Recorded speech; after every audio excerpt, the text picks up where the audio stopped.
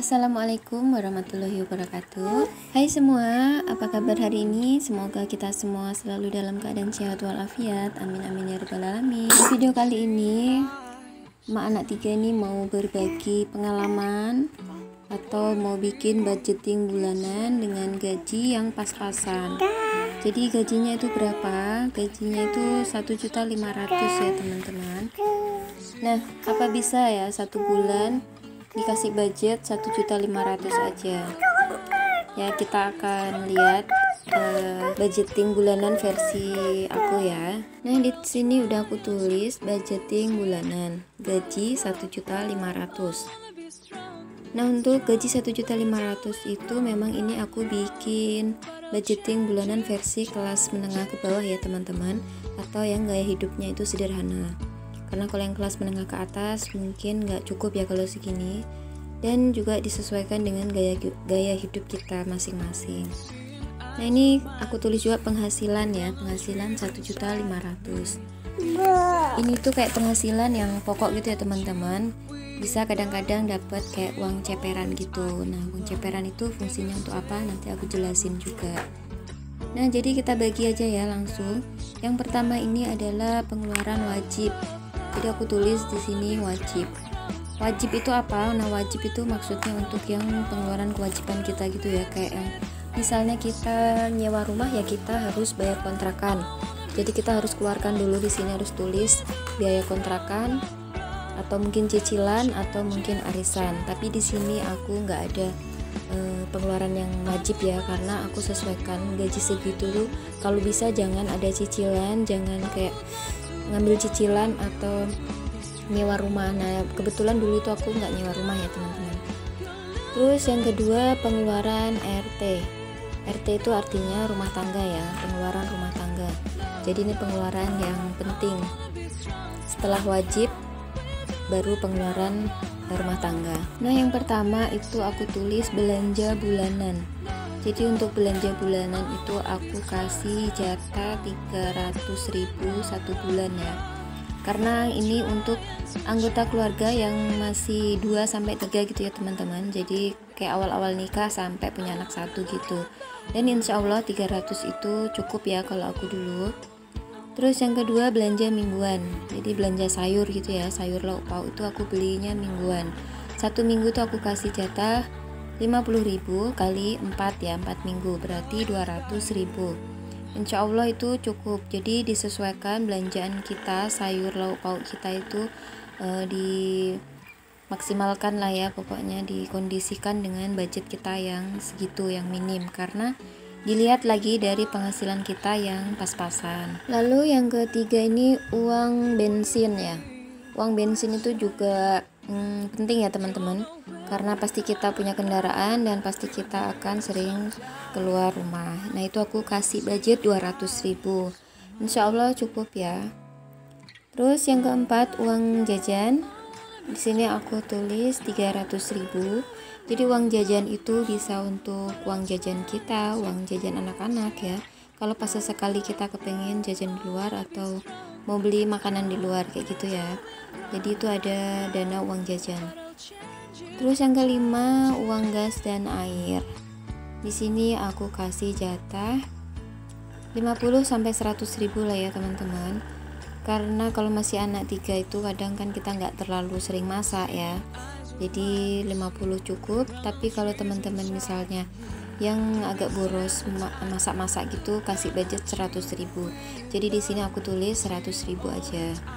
Lalu setelah itu total semua pengeluaran dalam kategori rumah tangga ini. Nah, di sini aku juga nggak tulis untuk uang listrik, karena kalau uang listrik aku biasanya pakai uang ceperan gitu ya. Jadi itu kita ambil dari penghasilan sampingan. Nah, di sini totalnya itu 1.100.000. Nah, berarti masih ada sisa 400.000 ya teman-teman. Dan ini tuh pengeluaran di luar rokok suami ya teman-teman. Kalau suami ngerokok, kalau syukur-syukur suami nggak ngerokok. Kalau aku dulu, jadi jatah rokok suami itu dari penghasilan sampingan atau ceperan gitu ya. Dan ini yang ketiga adalah tabungan gitu ya. Jadi wajib banget kita itu nabung ya teman-teman. Mau seberapapun penghasilan kita harus sisihkan untuk tabungan. Yang pertama di sini tabungan wajib. Jadi aku bagi menjadi 4 tabungan ya, kategori 4 tabungan. Terus yang kedua tabungan pendidikan anak, PA. Jadi PA itu pendidikan anak ya. Terus yang ketiga tabungan darurat. Tabungan darurat ini fungsinya untuk kalau kita jaga-jaga gitu, ada keperluan mendadak atau keperluan mendesak. Nah, kita ambil dari tabungan darurat atau dana darurat. Yang keempat tabungan A. Tabungan A itu tabungan akhirat atau sedekah ya. Nah, untuk yang tabungan sedekah itu bisa teman-teman isi seberapa aja sesuai keikhlasan hati teman-teman. Cuman di sini nanti aku nggak tulis ya karena itu sifatnya berhubungan dengan pahala. Nah, untuk tabungan wajib di sini aku wajibkan banget itu nabung 50.000 ya.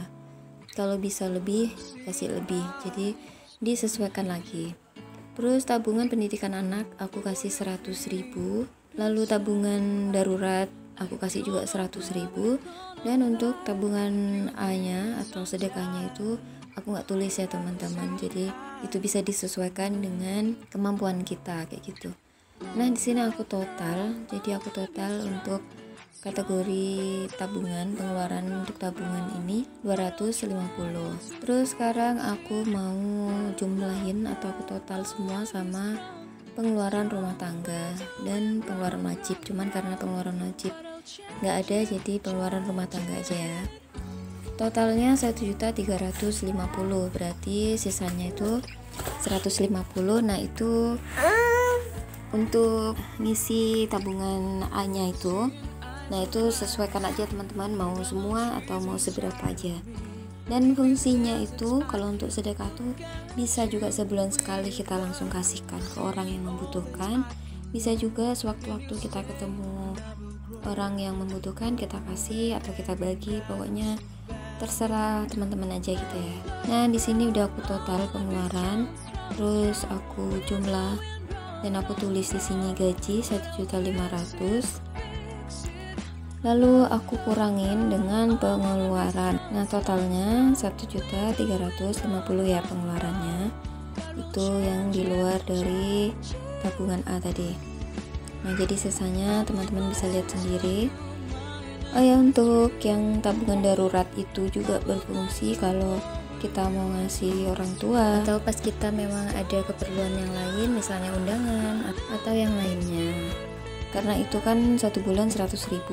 Kalau ada dana lebih bisa teman-teman lebihin, dan itu akan menjadi saldo dana darurat kita. Jadi kalau kita rutin nabungnya, kalau ada lebih bisa dilebihin, nanti saldonya lumayan kayak gitu ya. Nah, aku tadi juga mau jelasin untuk di situ aku tuliskan penghasilan pokok tuh ya, yang kayaknya tuh rutin dapatnya 1.500.000, itu di luar dari kayak ceperan atau penghasilan lainnya yang mungkin dapat kerjaan sampingan kayak gitu.